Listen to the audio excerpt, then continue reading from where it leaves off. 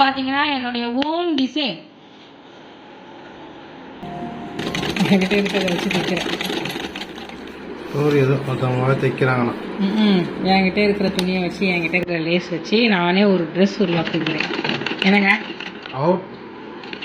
அவுட்ஃபிட்டா என்ன சொல்லுவாங்க? அவுட்ஃபிட்டா அவுட்லுக். எப்படி இருக்கு பார்ப்போம்.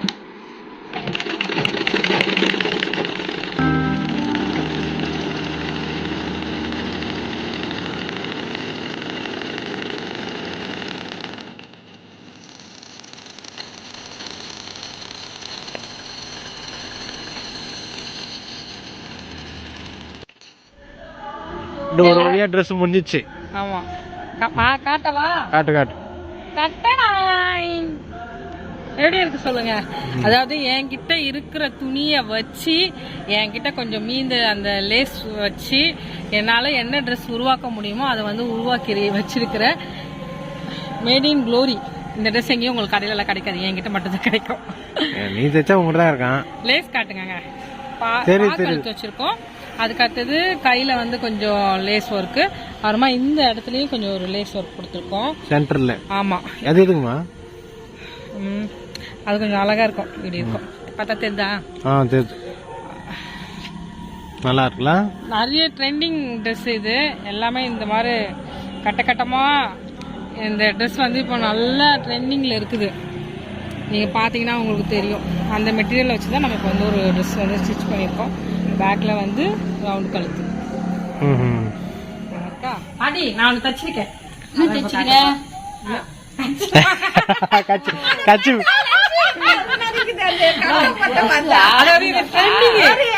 அது நீ மடிச்சு வச்சிருந்தா இந்த லஞ்ச் அதான் தெரியாது. பாருங்க, 2 பேரும் காட்ட போறேன். நல்லாதான் ரெடி இருக்கு.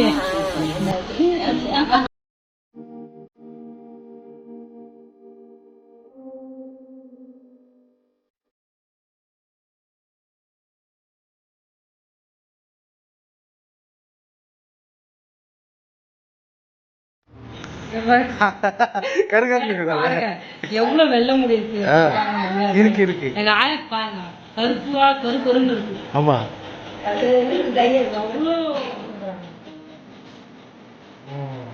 கஷ்டம்.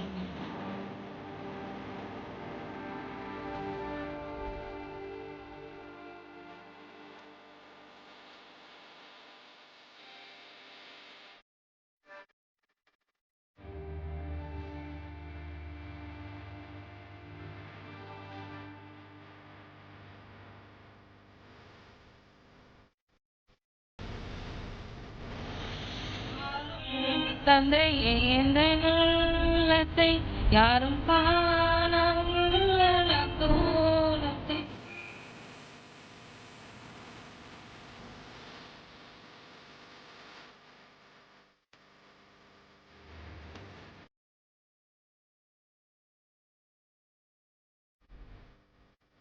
எங்கள் தங்கச்சி பார்த்தீங்கன்னா ஒரு இறால் ஊறுகாய் சொல்லிட்டு வாங்கிட்டு வந்தாங்க.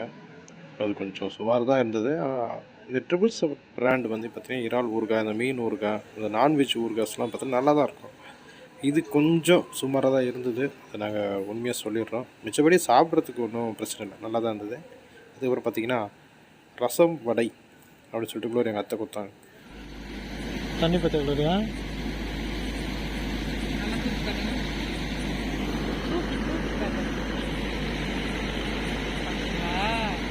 தண்ணி வந்து விட்டு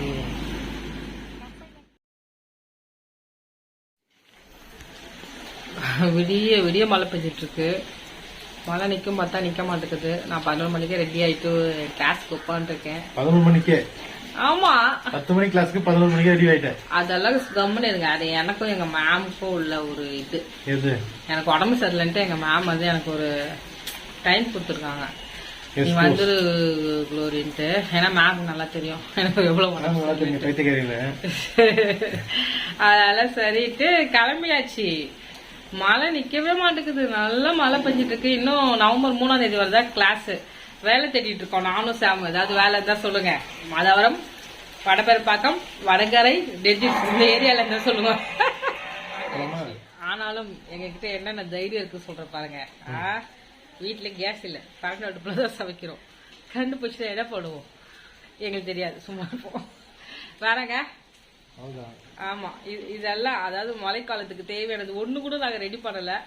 எப்பவுமே இந்த மழைக்காலம் வரும்போது இந்த அக்டோபர் மந்த்தெல்லாம் ரொம்ப என்ன சொல்ல ட்ரை ஆயிடுது, அடிக்க ஆரம்பிச்சிருது, ரொம்ப கஷ்டமாயிடுது. ஏப்ரல் மாசம் வரும்போது ஜாலி ஆயிடுது. மார்ச் ஏப்ரல் எல்லாம் செழிப்பாயிடுவோம். ஏன்னா நாள் மறுபடியெல்லாம் போயிட்டு ஜவாலாம் பண்ணிட்டு பிசினஸ் எல்லாம் பண்ணிட்டு நல்லா வருவோம், செழிப்பாயிடுவோம். எந்தெந்த மாசம்லாம் ரொம்ப கஷ்டமாயிடும்னா அக்டோபர்ல ரொம்ப கஷ்டமாயிடும். அது யானே எங்களுக்கு தெரியல இதுவரை. வேற எந்த மாசம்? ஜூலை. இந்த மாசம்லாம் ரொம்ப கஷ்டமா இருக்கும். அது மாதிரிதான் இப்போ இருக்குது. சாம் கிட்ட நான் சொன்னேன், அந்த வீட்டுல எல்லாம் இருந்தா விறகுல சமைச்சிக்கலாம், எங்க நம்ம விறகு வச்சு சமைக்கிறது, விடுமா அப்படின்னு சொல்லிட்டாரு. எனக்கும் அதை பத்தி எதுவும் யோசிக்கணும்னு தோணல. அது யாரையும் தெரியல, அப்படியே போகுது. அப்படியே ஒரு போக்குல போகும் பாத்தீங்களா, அது மாதிரிதான் போயிட்டு இருக்கு. மழையால தான் ஃபுல்லாவே பாவம். இந்த வெஹிக்கிள் வச்சு ஓட்டுறவங்க எல்லாம், இந்த ரேபிட்டோ, சுமேட்டோ, அதுக்கு அடுத்தது ஸ்விஃப்ட், வேலை இல்லை பாவம், அவங்களாம் ரொம்ப கஷ்டப்படுறாங்க. ஃபுட் டெலிவரிக்கு வேலை இருக்குமா? இப்போ கூட மழையில கூட வேலை இருக்கு. ஏன்னா எப்படிதான் ஆர்டர் போட்டுதான் இருப்பாங்க. இப்ப என்னன்னா அவங்க நிறைய காசு பிடிக்கிறாங்க, அதுல லாபமே இல்லை. அதனாலதான் பிரச்சனை ரொம்ப மாட்டிட்டு போன் ஹேக் ஆனதுல இருந்து நிறைய ப்ராப்ளம். சுத்தி ஒரேடியா முடங்கிடுவோம்ல, அது மாதிரி முடங்கிட்டோம். இதுக்கு மேல அது இல்லாம நம்மளுக்கு நிறைய அந்தந்த டைம்ல பாத்தீங்கன்னா ஏத்த மாதிரி ஹெல்ப் வந்துட்டே இருக்கும். டொனேஷன் வரும், அதுல எனக்கு காசு கொடுப்பாங்க, ஆர்டர் வரும். ஆர்டரும் வரல, டொனேஷனும் வரல, யானே தெரியல எதுக்கு ஆர்டரும் வரல, டொனேஷனும் வரலன்ட்டு அப்படியே மௌனமா ஆயிடுச்சு. நம்மளும் அதாவது நம்ம கை மீறி போகும்போது நம்ம அதை ஒண்ணுமே பண்ண முடியாது. ஜபம் பண்ணிட்டு இருக்கிறோம். ஆண்டவர் தான் எப்படியாவது எங்க தேவைகளெல்லாம் சந்திச்சு, முயற்சி பண்ணாம இல்ல, முயற்சி பண்றோம். அவங்களுக்குள்ள வண்டியா கடன் வச்சிருந்தா என்ன பண்றது? கடன் அடிக்கிறது கரெக்டா இருக்குது. அதுதான் பிரச்சனை. மாசம் மட்டும் நாங்க 25,000 கடன் அடிச்சோம். ஏன்னா எல்லாம் இங்க கழுத்து நெருக்க ஆரம்பிச்சிட்டாங்க. இந்த மாசம் ரொம்ப எல்லாமே பெண்டிங் வச்சுட்டோம். நாங்க வாடகைல, வண்டி டிவில இருந்து எல்லாமே பெண்டிங்ல வச்சுக்கிறோம். பார்க்கலாம், ஆண்டவர் நடத்துவார். எல்லாமே புயல்ன்ட்டு சொல்லி எல்லாமே சேர்த்து வச்சு எல்லாம் வச்சுக்கிறாங்க. அம்மா கூட 2 கேன் தண்ணி எடுத்துக்கலாம்னு சொல்லிக்கிறாங்க. அவங்க கூட கரெக்டா இருக்காங்க. நம்ம என்னதான் பண்றது? ஏதாவது பண்ணுவோம். அதான் நேற்று ஒரு கேன் நான் வீட்டுக்கு எடுத்து வந்தேன். ஏன்னா மழையில தண்ணி இருக்கணும்னு எதுவும் வாங்கி போல வீட்டுல எதுவுமே இல்ல. நான் சொல்லிட்டேன், அதாவது இதெல்லாம் சொன்னா என்ன தெரியுமா தோணும் எல்லாருக்கும், இது வேலையில கஷ்டத்தை சொல்றாங்கட்ட. வாழ்க்கை ரியாலிட்டி தான். நான் சொல்லிட்டேன், இருக்குதா சாப்பாடு இருக்குது, வடிச்சு உப்பு போட்டுட்டு ஊறுகாய் வச்சு சாப்பிட்டு போயிட்டே இருப்போம். அவ்வளவுதான், வேற என்ன பண்ணுவோம்? எங்க போயிட்டே இருப்போம். வா, நீ பாருங்க எவ்வளவு பெரிய ஹோட்டல் போட்டு சாப்பிட்ட. அப்படியெல்லாம் அசட்டா இருக்க கூடாது. இப்படி முடி இருக்கலாமா?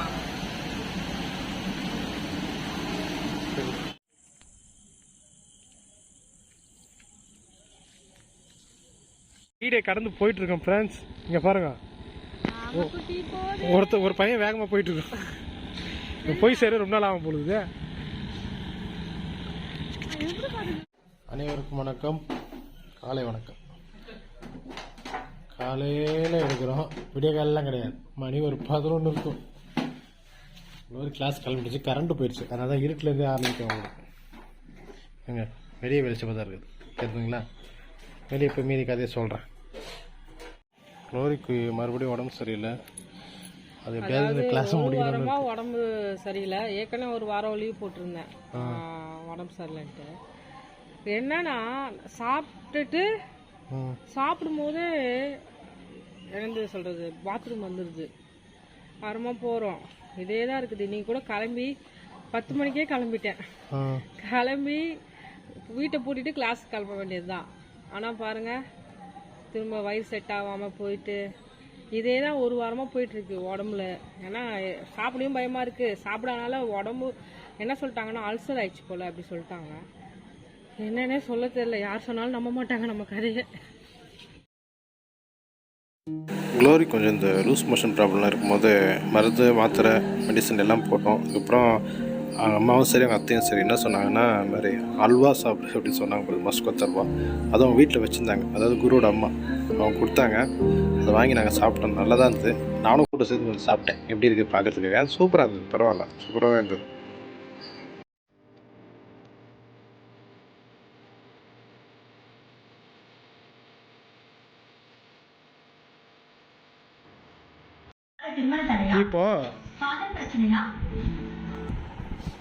இப்போ டிவியில் பார்த்தீங்கன்னா ஒரு விளம்பரம் போகுது. அது என்ன விளம்பரம் நான் சொல்ல விளம்பரம் தெரியுமா?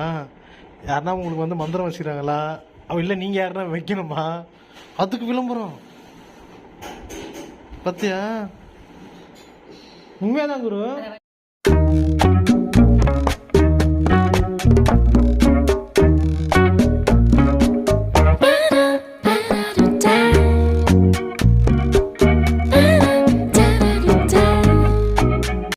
உம்மை விடனா வேற யாரை நம்புவேன்? உம்மை விடனா வேற யாரை நம்புவேன்? ஆதரவாய் வந்திரே, கரபிடித்து நடத்தி சென்றேன். ஆதரவாய் வந்திரே, கரபிடித்து நடத்தி சென்றேன். உம்மை விடனா வேற யாரை நம்ப